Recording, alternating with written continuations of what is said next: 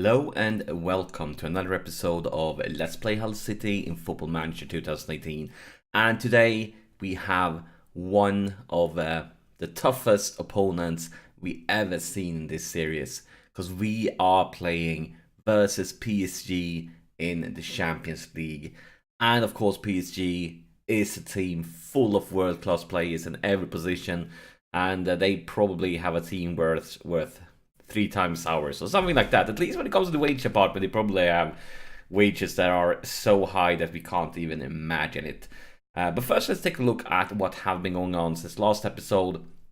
Last episode, we managed to beat Leverkusen away in the Champions League. Then we got a pretty decent win at home versus Palace. And then we had West Ham. And as you might remember from the first episode of this season, we had that insane game versus West Ham, the 4-3 game, and, well, they got a revenge. And I'm okay with it, as you know, I don't care much about this cup. It was a little bit frustrating, though, because we kind of were creating more chances than them. We were struggling hitting the target, though. But yeah, it didn't feel like we, according to highlights, according to chances, not really pleased with it, but I'm okay with it, because usually for me, this cup is just a way for my youngsters to get some first-team experience.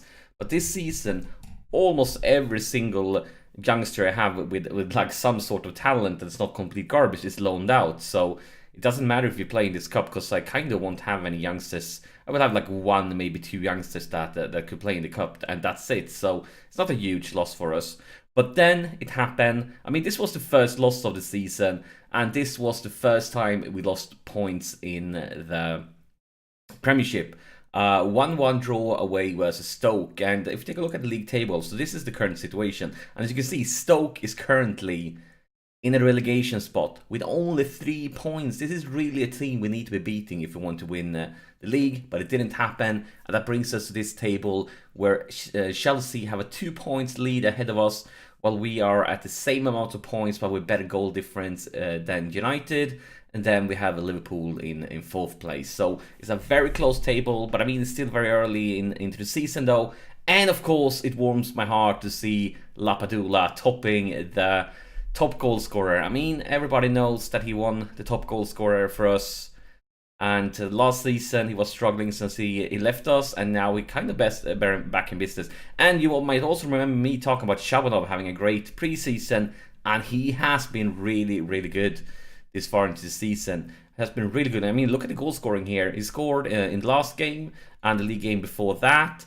And I believe he was rested here, so he would be fit for the Champions League game. But still, he had been scoring a few goals, setting up assists, getting good ratings. And yeah, last season was his first season with us. And he wasn't great, but he was still very young. And he is still very young. But I think he needed a season to like find his way into the Premiership. And this season he's been really, really good, and hopefully we can be really, really good today, because it is PSG, and of course we are playing them twice in the league.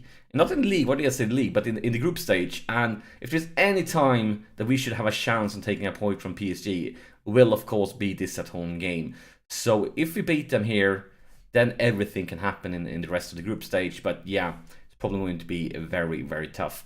And as you might remember, last episode Suma was injured. He's still injured. He's about to come back now, though, just out for a few more days. And since last episode, Alena's picked up an injury, and it was, I think, 3 to 4 weeks, and now it says 12 days to 3 weeks. And that's kind of important, because when I play with an attacking central midfielder, it's just him and Sosa that can rotate in this position in a good way, which means that for me to be able to use that formation, I kind of need to have 2 players that can play in this position. But for this one versus PSG, of course, we are going to come out with a little bit more defense-minded formation and try to get a little bit more balance in the midfield. And hopefully we can take advantage of the playing at our home pitch. But you never know. Let's take a look at the PSG team, see what they are up to, see if what famous names are still at PSG. And of course, Mbappe on top, Neymar, they signed Asensio, they have Coman, Renato Sanchez. Oh my god, this is, oh my god. Yeah, we can just leave it with that. They have a pretty okay team, a pretty decent one. Pretty decent one. We can leave it with that. But we have that home advantage. we have some talented players, and maybe, yes, maybe we can create an upset here, a surprise. And I mean, this is our at-home pitch. They should be a little bit afraid. They shouldn't be taking anything for granted. I mean, remember last season in the Champions League when we had Barcelona in the group stage? And you remember what we managed to do at home versus them? Yeah, we had a very bad time when we were playing them away, but at home, that was a completely different story. Look at here, Neymar's coming out actually pretty tired. And then on another side, Farrell is pretty tired because we can't rotate as much as I wanted. We picked up 2 early yellow cards. Just not to risk anything. I'm going to tell Brannigan to ease off tackles, and we are going to do the same with Selic. Because, I mean, we really can't afford an early red card in a hugely important game like this one. But clock is ticking away, though. 25 minutes played and still not a single highlight. Look at the shots, though. It's kind of worrisome because PSG have creating more chances than us. But right now, it's not much going on at all. The clock is just ticking away. This could turn out to become one of the most boring first halves ever. But here is a free kick. Calabria, the rain is pouring down. It goes for Brannigan. Carbo for Keane for Svensson. Go for Calabria for Bowen. Bowen loses it, and here's Farrell. Here is Lee Farrell, and we have taken the lead. A very important goal. And Farrell, I think I told you guys in a previous episode, but he is not pleased. He is unhappy. I declined clubs that wanted to sign him, and he's unhappy because I didn't give him a new contract, because he wanted so much money. But I don't care. He scored. I'm happy, and hopefully that could help and make him a little bit more happier. But we are about to reach half-time here, and I was seriously considering changing things up during half-time, because not much was going on. So I was considering changing things, but now that we actually managed to score here, I think we're going to stay like this for a little bit longer. But we need to tell them that we are not pleased. Yes, we took the lead. We see Farrell here with a beautiful 8.2 rating, but he's very lonely at that level. All the other guys have ratings that start with a 6. So we need to tell them that we are not pleased. We are at home in front of our fans. They expect more. They expect passion. They expect fire. They expect us to give 100%, and I don't feel like we have done that yet. Calabria have the throw in. Trying to reach Farrell, but he loses it, and it goes all the way for Mbappe. But Mbappe lonely. We should put some pressure on him here, win it back, or maybe we're just going to let him do that. And yeah, if that's the way he wants to shoot, he can take a shot at any time. But they are creating more chances. We haven't had a single chance here in the second half, so maybe we need to change up our formation a bit, because yeah, this is worrisome. Westin with a goal kick, Costas, Selic, what do we do? You just don't stand there. I'm getting nervous. Westin, look at the right flank. There's a lot of free room for Calabria on the right flank, but now it's too late, of course. Carbo, Brannigan, Farrell for Bowen. Tries to set up Keane, look at this. There's Carbo, and oh my god, it's going to be a corner. I think Carbo thought that he was under more pressure than he actually was. He took an early shot, but he could actually move closer. But it's not over. His Carbo again, but he loses it. Bowen wins it back, and oh my god, this could be a very dangerous counterattack. There's a lot of PC players on the run. It's Neymar, but Neymar takes it slowly, goes all the way back, but it's not over. It's Bellerin into the box. Clear with Selic, beautiful header. Calabria got a little bit nervous there when they headed back. I actually got very nervous, but he's keen. Goes for Bowen,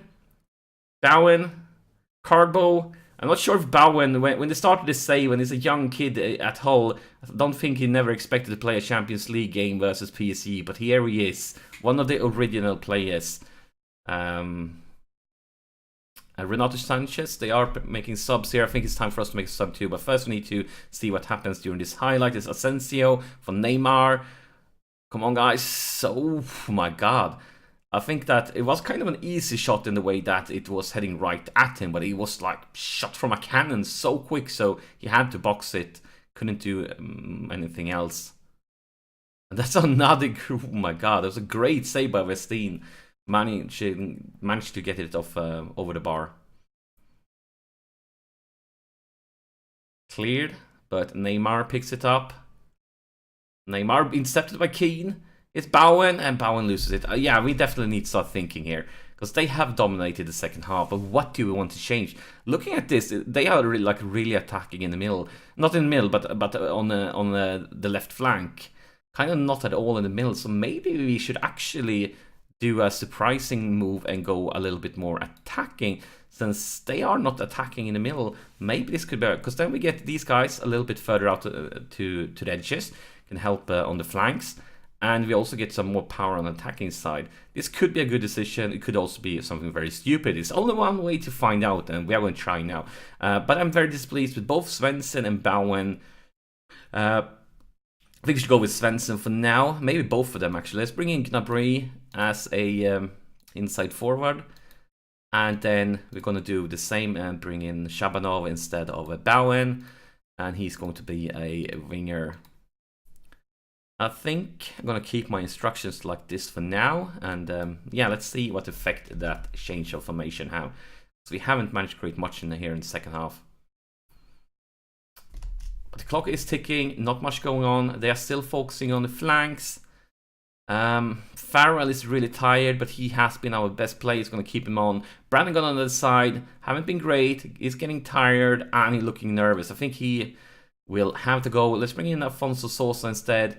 Bring Sosa around as a advanced playmaker.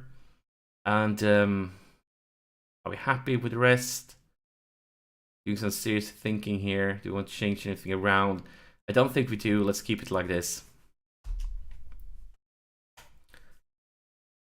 And of course, we are getting an injury, and we have used all our subs, and we don't have a goalkeeper on the bench. This means we're going to have to play for 4 minutes, 3 minutes and some extra time without the goalkeeper. Oh my god.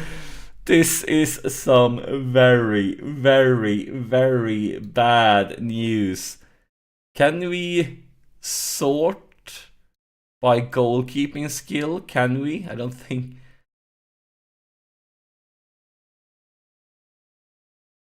actually, I just don't care. Let's just put somebody in the goal. But this is very bad news for us. Oh my god, we're going to have to end it with a player in the goal. So first off, let's bring. I guess we're gonna roll like this. Oh my god. And we need to go defense. Actually, we can't go defensively, because if we go defensively, they will create chances. And then they will get to take shots, and if they get to take shots, they're going to score. We're going to keep attacking. Our only way to save this game is for us to attack and don't let them take any shots. Let's keep it like this, but oh my god, clock tick quicker. We need extra time, 2 minutes of extra time, 1 minute of extra time, and here is PSG into the box, intercepted by Costas. Calabria, no mistakes, guys, no mistakes. Going for Keane. Go for Keane. Just waste time, guys. Afonso Sosa, he goes all by himself. He's going to go straight through. Yeah, beautiful, back to Gnabry, no stress here, back to Sosa. Look at left flank, and he misses it. Oh my god, extra time's up. Ref, blow the whistle, and he has this, the full-time whistle. My gosh, we managed to make it with 10 players on the pitch without the goalkeeper. It's like in ice hockey when you're behind and you remove your goalkeeper to bring in an extra player. Well, we removed the goalkeeper, but we didn't brought in an extra player. What don't we do here in this series just for the excitement and the thrill of the game? But it's a beautiful result. But now, of course, we are going to be very nervous because we need to take a look at that injury. This is a fantastic result. This means we have the chance to win the group. I would still say probably PC is the favorites, but with this result, if we can get like a draw away, that could be very good. What do you want to say? Maybe like that. And now I'm so nervous. Let's take a look at the injury. Praying to Football Manager RNG gods here to be merciful. First, of course, let's take a look at the positive things. And the positive things is we are topping the group ahead of PSG now. Okay, this is not terrible. This is okay. We are going to send into a specialist. We're going to be have to manage without him for about a month. And of course, this means, I was talking about him in I think it was the first episode of this season. The guy that will be our main keeper now is Will Mannion. And Will Mannion is a player that have been an original Hull player from the start of the series. You have him if you start a new save. And he has been tutored, become a model citizen, and I have loaned him out. And he has been a Premiership keeper for the last few seasons. loaned out to Wolves. So he has quite a few Premiership games under his belt. So I think we should be fine. He's not a world-class goalkeeper, but he's definitely a very talented youngster. So as long as he's not getting injured too, I think we could be able to manage to handle this. But I think that's it for this episode. A glorious. I just wanted to take a minute, relax, and remember it. We have beaten PSG, and that's fantastic because PSG is a club that can win the Champions League. And if we manage to beat PSG, that means that we are a club that on a very good day and a very good season can win the Champions League. That's some positive news. But yeah, that's it for this episode. As always, thank you so much for sharing your time with me, and I'll see you in the next episode.